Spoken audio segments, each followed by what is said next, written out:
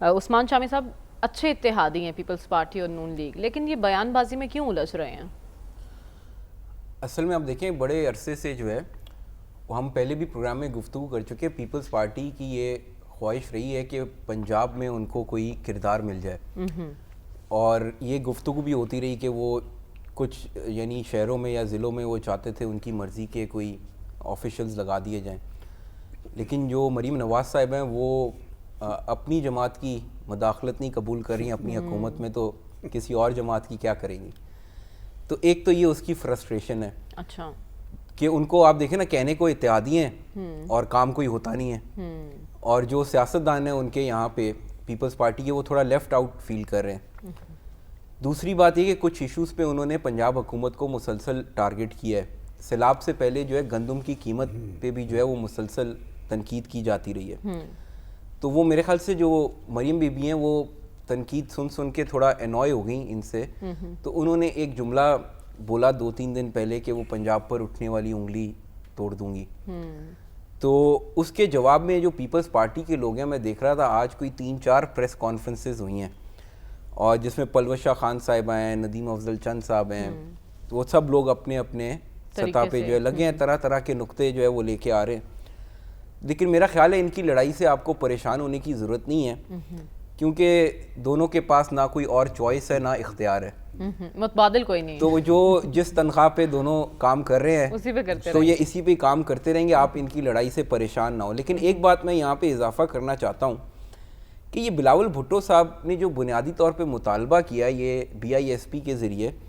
کہ یہ سیلاب متاثرین کی مدد کی جائے، تو یہ کوئی مطالبہ سمجھ میں نہیں آ رہا۔ وہ کہہ رہے ہیں کہ پنجاب سے ہی زیادہ بینیفیشری ہیں۔ نہیں وہ بات ٹھیک ہے، لیکن وہ ان لوگوں کا ڈیٹا ہے جو غریب ترین لوگ ہیں، اب وہ سیلاب سے متاثر ہوئے ہیں کہ نہیں ہوئے، یہ انہوں نے کیسے بات اسٹیبلش کر لی؟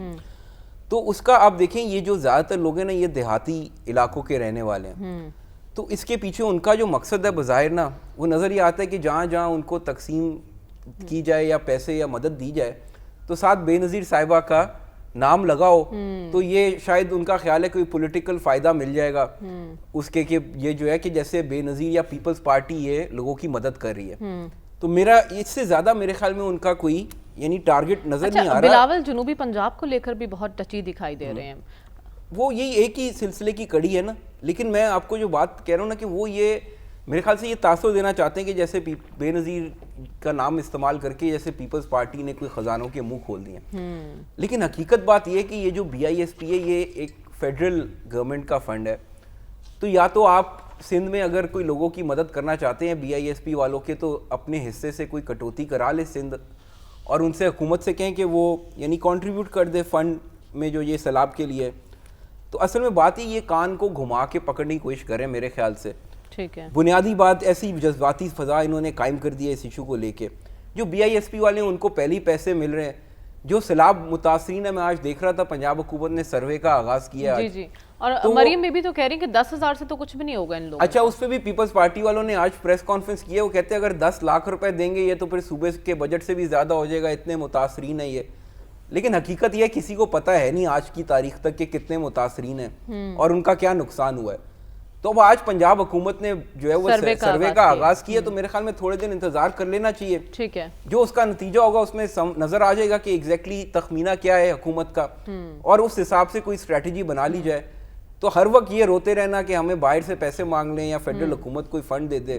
فیڈرل حکومت بیچاری جو وہ صوبوں سے پیسے مانگتی پھر یہ کہ اپنا حصہ کوئی کم کرو، تو میرا تو خیال ہے یہ اس کو اسکیپ کرنے کی کہ ہمیں کوئی کٹوتی نہ کرنی پڑ جائے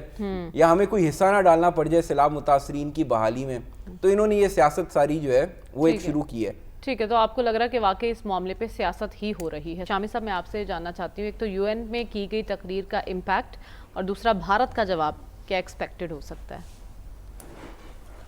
جہاں تک بھارت کے جواب کی بات ہے تو وہ جیسے کچھ انٹیلیجنس ذرائع ہیں یا کچھ میڈیا والے جو ہیں وہ تو یہ کہتے ہیں بڑے یقین کے ساتھ کہ بھارت شاید ایک اور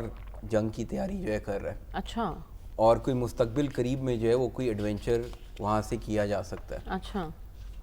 تو یہ تو بھارت کی حد تک بات ہے، لیکن جہاں تک پاکستان کی بات ہے تو میں آپ کو بتاؤں ایک بھارتی ڈیفنس اینالسٹ ہیں پراوین سوامی جو ہے، جی، تو وہ قدر معتدل ہیں, یعنی جس طرح ان کے لوگ چینلز پہ بیٹھے ہوتے ہیں وہ اس طرح کے نہیں ہیں اور بڑا میچور تجزیہ کرتے ہیں. تو میں 1-2 دن پہلے ان کا ویلاگ دیکھ رہا تھا, انہوں نے کہا کہ وہ کچھ دن پہلے چائنا گئے تھے, وہاں پہ ایک چائنیز ڈیفنس منسٹری نے ایک کانفرنس کا انعقاد کیا ہوا تھا, اس میں کوئی 100 ممالک سے زائد جو ہے وہاں سے سرکاری اور غیر سرکاری نمائندے آئے ہوئے تھے. تو کہتے وہاں پہ ان کا انٹریکشن ہوا بہت سارے اسکالرز کے ساتھ, اور جو لوگ چینی تھے اور پاکستانی بھی وہاں پہ کافی تعداد میں موجود تھے. تو کہتے جو چائنیز اور پاکستانی ہیں اس میں مجھے یہ چیز بڑی کامن نظر آئی کہ وہ سب تقریباً ایک ہی بات کر رہے تھے, اور وہ یہ کہ ہم خطے میں امن چاہتے ہیں اور ہم بڑی سنجیدہ مذاکرات کے لیے تیار ہیں بھارت کے ساتھ. اچھا. تو انہوں نے یہ کہا کہ یہ بڑا, یعنی ان کی اسیسمنٹ یہ تھی کہ چائنیز اور پاکستانی جو ہیں وہ اس بات پہ ان کے یہاں بہت کلیئرٹی ہے کہ یہ مذاکرات کے ذریعے جو ہے معاملہ آگے بڑھنا چاہیے اور کوئی ٹیمپریچر نیچے آنا چاہیے. اچھا, اب بھارت کا مسئلہ جو ہے وہ ہم پہلے بھی کئی دفعہ ڈسکس کر چکے ہیں, وہ مودی صاحب ہیں اس وقت سب سے بڑا مسئلہ جو ہے. آپ دیکھیں اگر دونوں ملکوں کی تاریخ دیکھیں تو یہ کوئی انہونی بات نہیں ہے کہ دونوں بیٹھ کے مذاکرات کریں. پہلی بات تو یہ کہ آپ ہمسائے تو نہیں بدل سکتے. تو آپ دیکھیں واجپئی صاحب ادھر آئے, منموہن سنگھ کے ٹائم پہ بھی تعلقات کافی بہتر تھے.